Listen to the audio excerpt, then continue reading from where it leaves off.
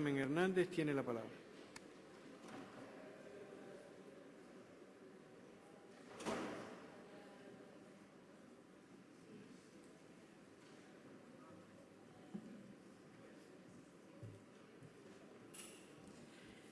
Gracias, señor presidente. Buenos días, señoras y señores diputados, medios de comunicación. Debatimos hoy con esta proposición no de ley un tema que afecta directamente a la libertad individual, a la dignidad de las personas y a los derechos de las mujeres.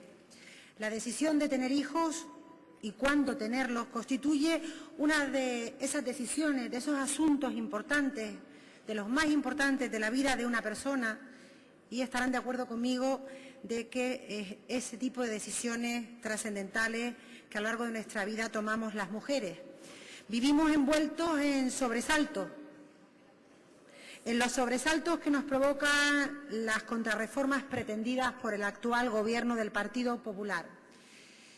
Cambios que afectan a todos los ámbitos, ayer hablábamos al ámbito educativo, ámbito económico, etcétera, y que ponen en juego avances duramente conquistados por la sociedad española, por la sociedad canaria, por las mujeres también, porque muchos de esos avances tienen que ver con reformas que afectan a las mujeres, avances que se han ido acumulando a lo largo de esta democracia joven que tenemos. Entre esos importantes avances lo es sin duda los derechos sexuales y reproductivos de la mujer. La actual ley, la Ley 2/2010 de la salud sexual y reproductiva y de la interrupción voluntaria del embarazo, fue una ley aprobada en 2009 por la mayoría de los grupos parlamentarios. Por tanto, es una ley que tiene apenas 3 años de su entrada en vigor y ya sabemos por los anuncios del Gobierno de Mariano Rajoy y por los anuncios del señor Ministro de Justicia que se prepara una reforma legislativa, aunque es cierto que no conocemos el texto, que no conocemos el documento, pero sí los pronunciamientos preocupantes del señor Ministro. Frases como que la ley será en lo sustancial como la del 1985, pero haciendo que se cumpla, se oyen a la vez que se escucha que se pretende eliminar el supuesto de malformación fetal. Por tanto, interpretamos que consideran que esto es un hecho insustancial o secundario, cuando para nosotros es un hecho importantísimo. Por tanto, estamos ante una reforma regresiva, una propuesta que es aún más restrictiva, si cabe, que la de 1985. Sin duda estamos ante un tema importante para la vida de la sociedad, para la vida sobre todo de las mujeres, pero también ante un tema polémico, con posiciones muy encontradas y con una gran influencia de la moral católica. No es fácil debatir sobre el aborto, ni siquiera lo es dentro del propio Partido Popular. Somos muchos los que no entendemos que se abra este debate hoy, que se abra un frente de este calado, porque no es una prioridad de la ciudadanía y porque hacerlo en un momento como el actual de grave crisis económica y con demasiados frentes abiertos nos parece una auténtica temeridad. La idea de volver a ver a mujeres sentadas en el banquillo creo que nos inquieta, creo que nos preocupa a todos y a todas. Han abierto un conflicto innecesario y eso lo expresan las voces más moderadas del propio Partido Popular. Lo hemos visto, los dos portavoces en el Congreso del Partido Popular se han desmarcado abiertamente del plan de Gallardón, o la diputada Celia Villalobos, que el otro día abandonaba el Congreso de manera coherente para no votar una moción del Partido Socialista contra la reforma de Gallardón. Creo que es bueno recordar brevemente lo que dice la actual Ley de Salud Sexual y Reproductiva y de la Interrupción Voluntaria del Embarazo, la ley en vigor. Primero, reconoce en su preámbulo el derecho de las mujeres a la autonomía en el ámbito sexual y de prevención de embarazos no deseados. Un derecho, por tanto, que el Estado tiene que garantizar. El aborto es considerado una prestación sanitaria a la que la mujer tiene libre acceso hasta las 14 semanas de gestación, tras un periodo de reflexión de 3 días. Es posible abortar hasta las 22 semanas en caso de malformación fetal o de riesgo para la salud física o psíquica de la madre. Permite interrumpir un embarazo sin plazo en el supuesto de malformación muy grave o incompatible con la vida, tras la aprobación de un comité clínico compuesto por 3 especialistas en medicina prenatal, en diagnóstico fetal y en ginecología. Por tanto, estamos ante una ley, la actual, que es una ley mixta, que combina los plazos hasta las 14 semanas de gestación y los supuestos en indicaciones de riesgo para la salud o malformación a partir de la citada semana.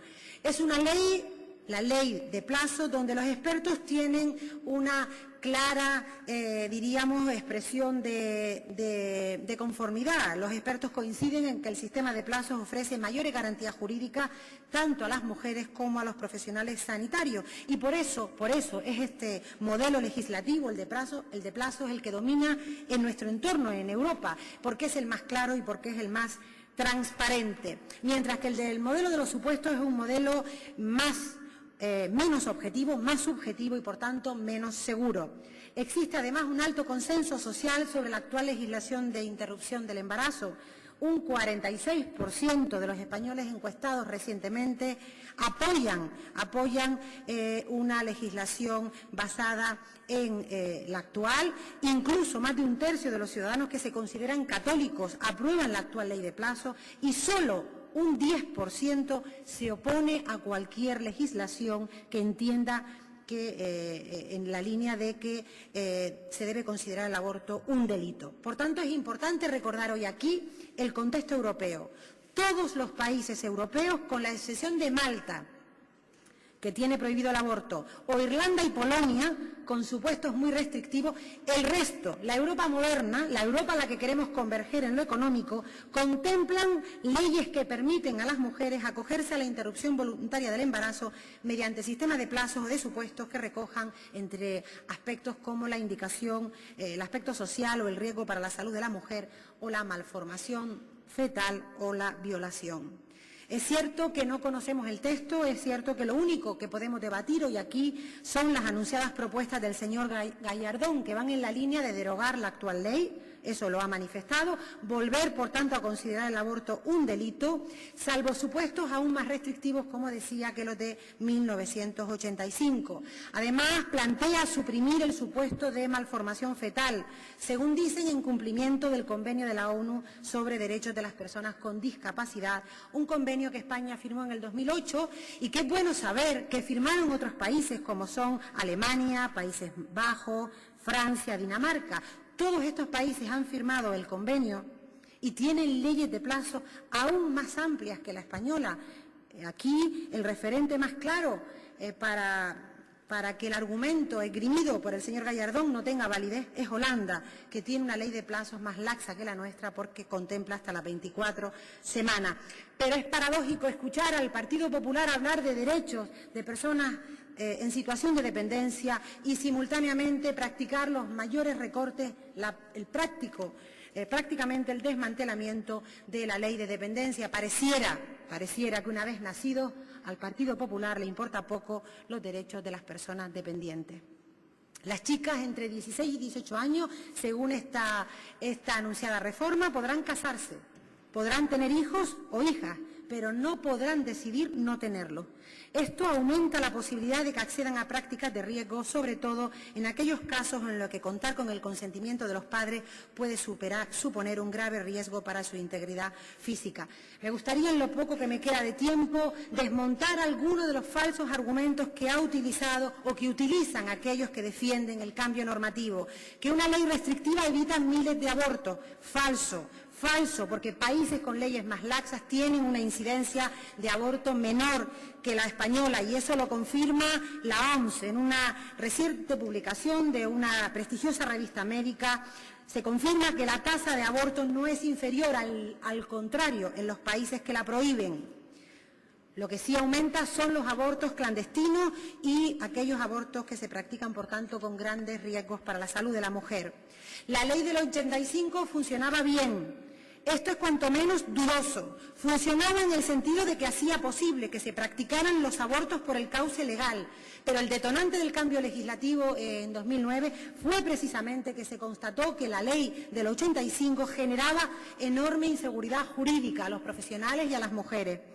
Existe una violencia estructural que empuja a las mujeres a abortar. Esto es algo que todavía no conseguimos que nos explique nadie. ¿A qué se refería el señor Gallardón? ¿A qué violencia estructural hablaba? ¿Quién empuja a las mujeres a abortar? Quizás se estuviera refiriendo a circunstancias que presionan a que la mujer tenga que decidir por interrumpir su embarazo, como puede ser el paro, con mayor incidencia en las mujeres, la precariedad laboral, una reforma laboral que no solo no ayuda a la maternidad, sino que dificulta la conciliación de la vida familiar y laboral, el poco acceso a la vivienda, el incremento de la pobreza y la exclusión que hemos visto con los informes de UNICEF que tiene cara de infancia.